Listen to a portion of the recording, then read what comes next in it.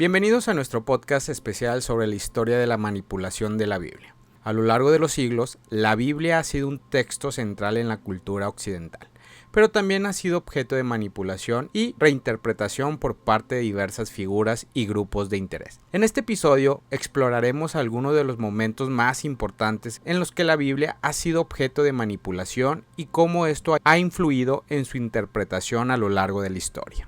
Para esto debemos comprender qué significa manipulación en el contexto bíblico. En el contexto bíblico, la manipulación puede referirse a diferentes prácticas o acciones que distorsionan el significado o la interpretación de los textos bíblicos con el fin de ajustarlos a ciertos intereses personales, políticos, religiosos o ideológicos. La manipulación en este contexto puede tomar varias formas. Selección selectiva de pasajes. Esto implica citar solo ciertos versículos o fragmentos de la Biblia mientras ignoran otros, con el objetivo de respaldar una determinada creencia o argumento, sin tener en cuenta el contexto completo del pasaje. La interpretación tendenciosa consiste en interpretar los textos bíblicos de una manera sesgada o selectiva para respaldar una agenda específica, ignorando o distorsionando su verdadero significado original. La edición o manipulación de textos a lo largo de la historia se ha producido diferentes versiones de la Biblia con modificaciones intencionadas en los textos originales para respaldar ciertas creencias o doctrinas. Esto puede implicar añadir, eliminar o cambiar palabras, frases o pasajes enteros. El uso indebido de la autoridad religiosa.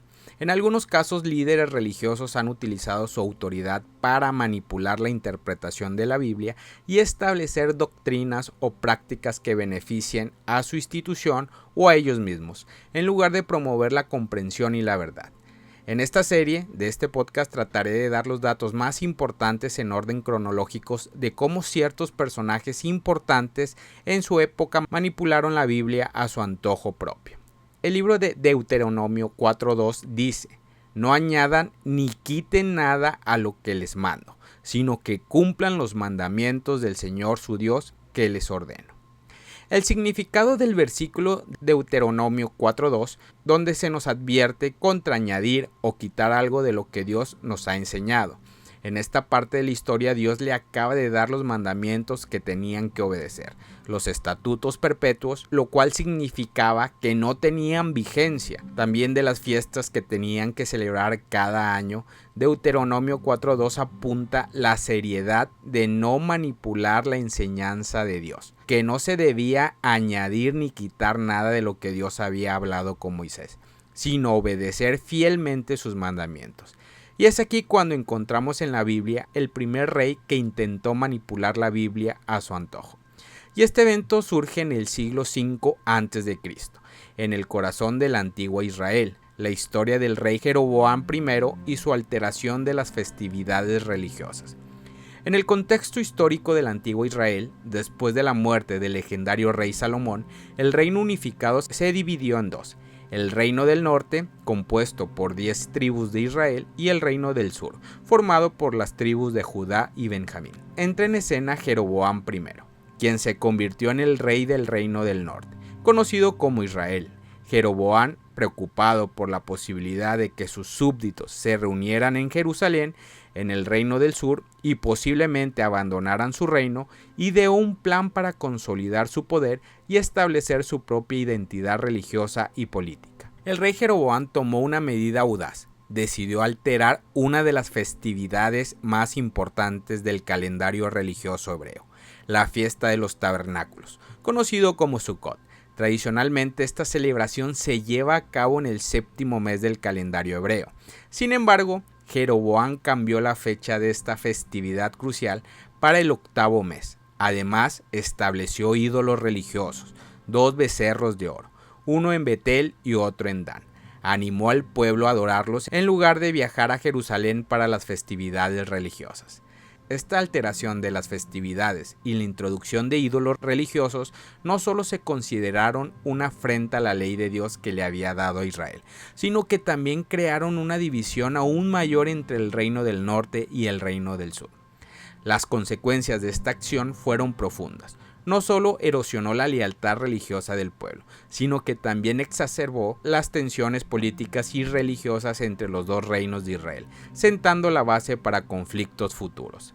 Así, el cambio de la festividad religiosa por parte de Jeroboam I marcó un momento crucial en la historia de Israel, en el que la ambición política se entrelazó con las prácticas religiosas, dando forma al destino de la nación.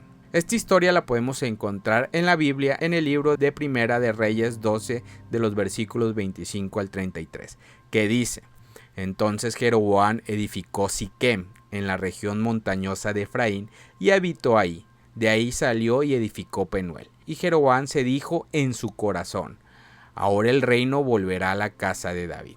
Porque si este pueblo continúa subiendo a ofrecer sacrificios en la casa del Señor en Jerusalén, el corazón de este pueblo se volverá a su Señor, es decir, a Roboam, rey de Judá, y me matarán y volverán a Roboam, rey de Judá. Así que el rey buscó consejo, hizo 2 becerros de oro y dijo al pueblo: Es mucho para ustedes subir a Jerusalén. Aquí están sus dioses, oh Israel, los cuales te hicieron subir de la tierra de Egipto. Puso uno en Betel y el otro lo puso en Dan. Y esto fue motivo de pecado, porque el pueblo iba aún hasta Dan a adorar delante de uno de los becerros. Hizo también casas en los lugares altos y nombró sacerdotes de entre él, pueblo que no era de los hijos de Levi. Jeroboam instituyó una fiesta en el mes 8, en el día 15 del mes, como la fiesta que hay en Judá, y subió al altar. Así hizo en Betel, ofreciendo sacrificios a los becerros que habían hecho, y puso en Betel a los sacerdotes de los lugares altos que él había construido. Entonces subió al altar que había hecho en Betel el día 15 del mes 8, es decir, en el mes que él había planeado en su propio corazón, instituyó una fiesta para los israelitas y subió al altar para quemar incienso. Jeroboam I, el primer rey del reino del norte, manipuló las enseñanzas de la Biblia para consolidar su poder y evitar el descontento entre su pueblo, sabiendo que los israelitas debían celebrar la fiesta de Sucot en Jerusalén.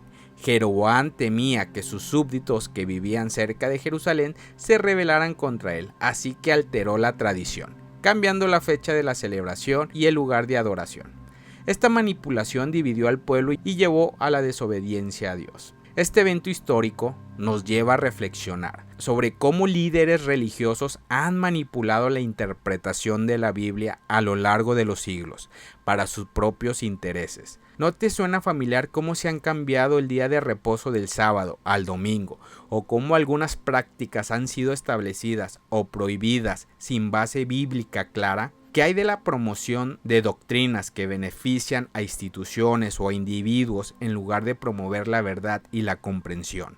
¿Te has preguntado cómo se formó la idea de la Trinidad o otras doctrinas? Estos eventos históricos nos recuerdan la importancia de mantener la integridad de la palabra de Dios y la necesidad de discernir la verdad en medio de interpretaciones y traducciones manipuladas. Al reflexionar sobre este episodio, podemos comprender mejor cómo la manipulación de la Biblia ha afectado la fe y la práctica religiosa a lo largo de la historia. En la segunda parte de este podcast hablaré de un segundo evento crucial que ocurrió en el siglo III a.C., cuando el rey Ptolomeo II de Egipto encargó a 72 judíos escribas la traducción de la Biblia hebrea al griego, conocida como la Septuaginta. Este acto, aunque aparentemente benigno, introdujo errores y discrepancias en el texto original, afectando la comprensión de las escrituras. Recordemos lo que dijo el profeta Jeremías 3 siglos antes de este acontecimiento, profetizando lo que estaba por venir. ¿Cómo se atreven a decir: somos sabios, la ley del Señor nos apoya, si la pluma engañosa de los escribas la han falsificado? Shalom. Gracias por haber escuchado este podcast. Si este podcast te ha ayudado, compártelo con un amigo o con algún familiar. Sé que les será de ayuda. Recuerda visitar nuestra página de Instagram, Inspirando tu Vida.